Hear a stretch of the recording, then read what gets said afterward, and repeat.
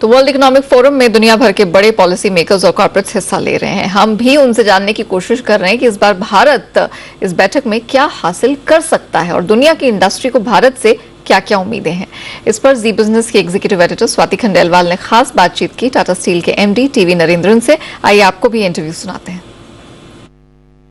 बस भी बहुत स्ट्रांग है इस बार, आई थिंक पार्टिसिपेशन भी बड़ा है। एंड इंडिया को लेकर सर आपने क्या सुना है, क्या कह रहे हैं लोग? डेफिनेटली इंडिया पर बहुत इंटरेस्ट है क्योंकि आज के दिन में बहुत सारे कंपनीज जो है बोल रहे हैं कि सप्लाई चेन को डी रिस्क करना है। And when they look at options beyond China, India एक इम्पॉर्टेंट ऑप्शन है क्योंकि India is not only a source but is also a market. Correct. And India में पिछले कुछ सालों में बहुत सारे पॉलिसी में सुधार हुआ है। जी। You have the PLI scheme, which is already attracting a lot of investment. Right. And I think the success story in electronics and mobile manufacturing, etc., is also making a good case for investing in India. Fair enough. When you talk of Tata Steel and metal space overall, sir, जिस तरह से manufacturing पर push है और अब हम देख रहे हैं कि सरकार भी कोशिश कर रही है, इंडस्ट्री भी पार्टिसिपेट करने की बात कर रही है, क्या लग रहा है the setup right now for your company, for your sector? ये साल कैसा दिख रहा है क्योंकि ग्लोबली वॉलेटिलिटी है सर? जरूर। एक्चुअली लास्ट ईयर जो वॉलेटिलिटी हम लोग ने देखा उतना तो हम कभी नहीं देखा क्योंकि if you see the coking coal prices went up and down about $300, you know, so which is quite incredible. So that has certainly been an issue last year. But ये साल में अभी हम लोग देख रहे हैं कि वैसे इंडिया में डिमांड तो ठीक था और एक्सपोर्ट ड्यूटी नहीं है तो एक्सपोर्ट ऑप्शंस भी है। और दूसरा बात यह है कि अभी हम देख रहे हैं कि चाइना के कोविड पोस्ट कोविड सिनेरियो जो है ओपनिंग अप जो हुआ है उसी के कारण चाइना में भी हम लोग देख रहे हैं कि एक्टिविटी बढ़ रहा है। और पिछले 4 हफ्ते में आप देखिए तो चाइना में स्टील प्राइसेस गॉन अप है ऑलमोस्ट $100 डोमेस्टिक प्राइसेस। तो ये है। और आज भी हम सुन रहे थे कि चाइना में हो सकता है कि this year the growth will come back to what it was you know previously. So that is good science. दूसरा बात ये है कि यूरोप में gas prices have come down which has been a big cause of concern for us. So overall I expect a better 2023 than 2022.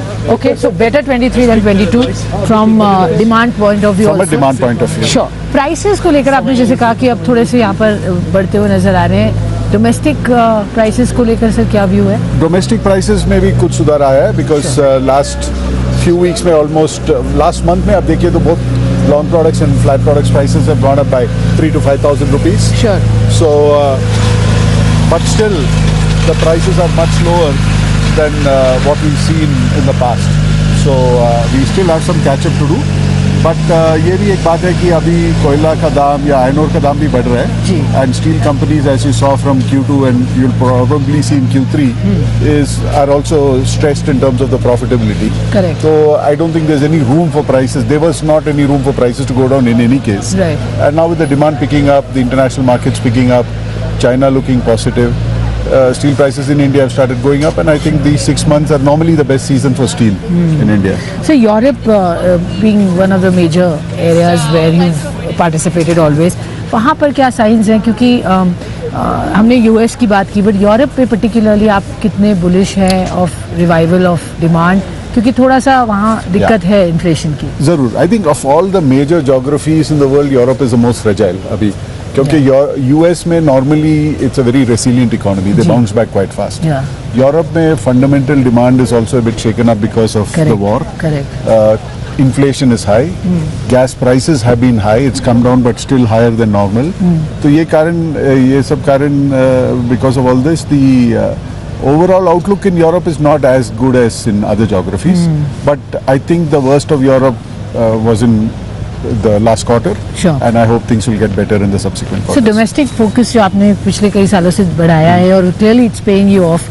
Kalinganagar पे sir क्या update है, किस तरीके का वहाँ पर कैपेसिटी यूटिलाइजेशन है, आगे एक्सपेंशन और कैपेक्स को लेकर क्या प्लान्स हैं? एक्चुअली अभी हम लोग कलिंगानगर में जो 3 मिलियन का कैपेसिटी है उससे ज्यादा उधर प्रोड्यूस कर रहे हैं। 3.1 3.2 मिलियन लेवल में चल रहा है। Already stretched it. Actually almost all our capacities are at 100%। Kalinganagar का 5 मिलियन का एक्सपेंशन अभी between this calendar year and next calendar year we will complete it.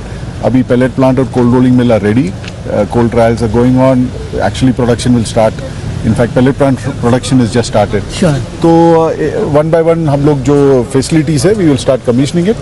and it's going well. I Okay. think that 5 million ton will come so to us. अब next जो capex और cycle आपको start करनी पड़ेगी वो जरूर। कितनी जल्दी होगी? बहुत जल्दी हो जाएगी क्योंकि अभी नीलाचल भी we are Yes. Almost running at rated capacity of 1 million tons a year. We are at 60-70,000 tons a month, and by March we want to get to 80,000 tons a month. Sure तो उसके बाद we want to expand Neelachal, so उसके लिए capex चाहिए. कलिंगानगर भी हम लोग अभी प्लानिंग कर रहे हैं कि 8 से 13 मिलियन लेके जाना है, और अंगुल में भी हम लोग 2 फेस में करेंगे. जो अभी 5 मिलियन है 5.2 में चल रहा है, we will take it to 6.5 and then from 6.5 to 10. So इसका टाइम फ्रेम क्या है सारी एक्सपेंशन का, और कितना पैसे की बात कर रहे हैं? तो most of this we want to complete by 2030 certainly. So because each of these will take at least 3 years. Yes so उसके अलावा हम लोग का लुधियाना में भी EF Yes. that will come up in the next 2 years. That's 0.75 million tons. yeah. Normally our capex is typically about 10 to 12,000. I mean we are about 8 to 10,000 crores a year in India. Absolutely And when we do this, it will go to about 10 to 12, 13,000 crores per year in sure. India. Sir Neelachal जैसे और opportunities देख रहे हैं क्या to you know significantly ramp up and clearly जैसे Neelachal has been a great story for you, इसी तरह से और भी? सी अभी हम लोग का जो ग्रोथ एम्बिशन है वो रियलाइज करने के लिए जो अभी हम लोग का साइट्स है वो काफ़ी है. क्योंकि विद नीलाचल, भूषण का अंगुल का plant, Kalinganagar and Jamshedpur, we can actually grow to 45 to 47 million ton. Sure. तो that takes care of our requirements. Your hands are full in many We can. Ways. So we will evaluate any other opportunity on a case to case basis, पर हम लोग पर pressure नहीं है. क्योंकि even if we don't participate, we can grow. Okay. If we want to participate, we can choose to participate. Sir We keep quickly those एक आखिरी options open. सवाल, बजट क्योंकि है अराउंड द कॉर्नर एंड हमेशा expectation होती है, policy के point of view से आप क्या एक्सपेक्ट कर रहे हैं सरकार की तरफ से for this sector? What is it that you expect sir from the policy stand point and from budget?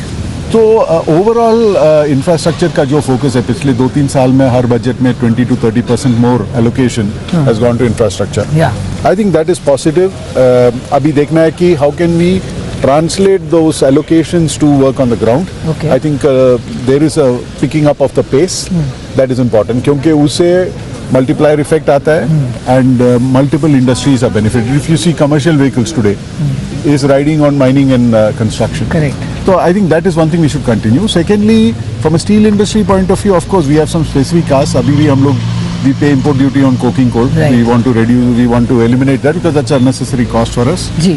And we want policy stability. Export duty जो था, it was fine at that point in time. या अब situation change हुई है. And I think India should encourage exports. क्योंकि why should Japan, Korea and China, who are importing iron ore, export between them 130 million tons of steel, and India has iron ore, and we are only exporting 10-15 million tons. We should be exporting 50 million tons. Yes. So we should have policies which encourage exports because in steel industry is Sir, built in but remote areas and creates jobs in domestic remote की areas. Consumption पहले हम अपनी पहले वो पूरी तो करें. तो एक्सपोर्ट के लिए कैपेसिटी बनेगा तो अगर डोमेस्टिक का कंजम्पशन अचानक बढ़ेगा तो you can divert the capacity from export to domestic because time लगता है कैपेसिटी बिल्ड करने में.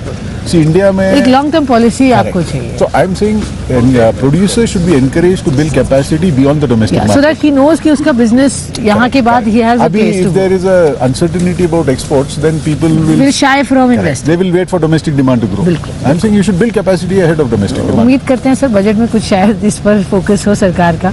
No, I think budget has been a positive budget, investment focused budget. Ji. Lot of simplification is going on. I think CI की तरफ से भी जो हम लोग मांगा था बहुत सालों से, वो भी- everything has been. So honestly, the government has been listening to industry and taking care of most of the needs. Okay, wonderful to hear that, sir. Thank you so Sati. much. Always Nice a meeting pleasure. you. Thank you. Take Bye. care. Thank you. चलिए इसी के साथ वक्त हुआ एक छोटे से break का. ब्रेक के बाद दावोस डायरीज में आपको दिखाएंगे अपोलो टायर्स के टॉप मैनेजमेंट के साथ स्वाति खंडेलवाल की खास बातचीत.